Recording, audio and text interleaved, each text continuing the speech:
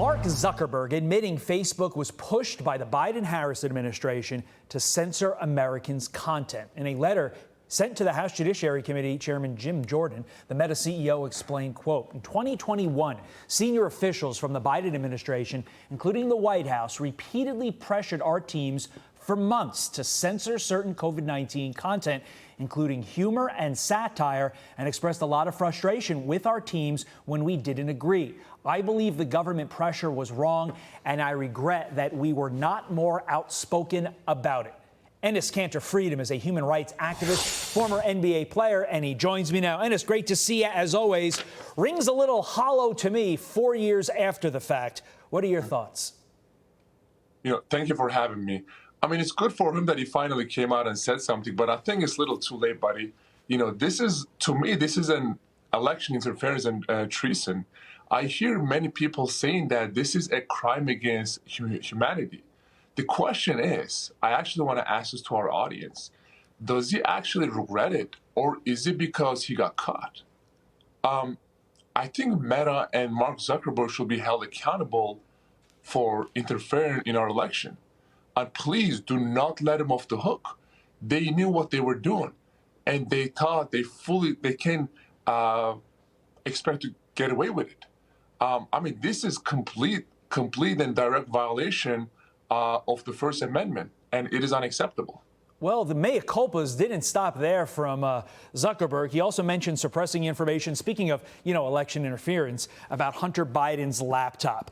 But bigger picture here, Enes, what do you make of this general acceptance by the left and the governments that are leftist, if you will, to censor speech and basically to use the government and the courts in order to do so? Look at what's happening over in France with the Telegram CEO, and it's almost like if the left doesn't agree with something, they're not confident anymore just saying, oh, we don't like that, stop it. They're going to use their power to stop it. What do you make of that?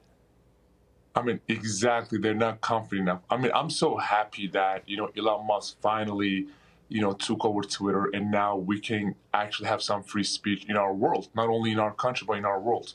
This is getting crazy, but to me, this is definitely unacceptable. It's not right. Speaking of something that's unacceptable to you, the NBA's relationship with China. Well, those ties are back under the microscope after stars Jimmy Butler, James Harden, Paul George, Kyle Kuzma played in a game in Hong Kong, shooting hoops under the Chinese flag, and our government's endorsing it. U.S. Ambassador to China, Nicholas Burns, stating, quote, basketball is a bridge between Americans and Chinese. Thank you, Jason Collins and Sam Vincent, both former Boston Celtics, for your terrific work in China for the U.S. mission. As a former Boston Celtic yourself, my friend, will the NBA, or quite frankly, the Biden-Harris administration ever acknowledge the true threat that China is to America, or are the Bucks coming in just too nice to ignore?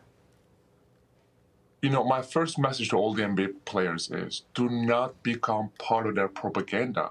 You might have good intentions. I don't know. You might have good intentions. You might want to go out there and make fans happy and play basketball, but you're literally becoming a part of that genocidal regime. Yao Ming was the one that organized this whole game, but he is literally the lapdog for the Chinese Communist Party, and he's going to do whatever he can to make them happy. The one thing makes me sick to my stomach is all these NBA players, right, that talks about social justice in America.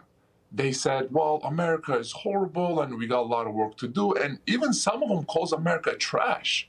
But they go to a country where there's a genocide happening right now, and it's a fact.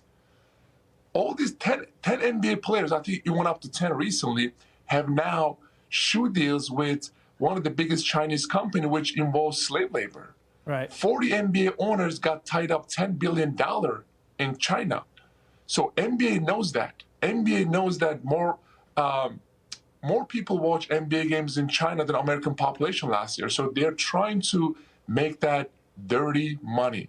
But please, all these NBA players who's preaching us about social justice in this country, please do not part of their propaganda, because that's all they care about. I agree with you. I wish that they were just a little bit more cognizant of where those dollars flow from. I'm Steve Ducey. I'm Brian Kilmeade. And I'm Ainsley Earhart. And click here to subscribe to the Fox News YouTube page to catch our hottest interviews and most compelling analysis.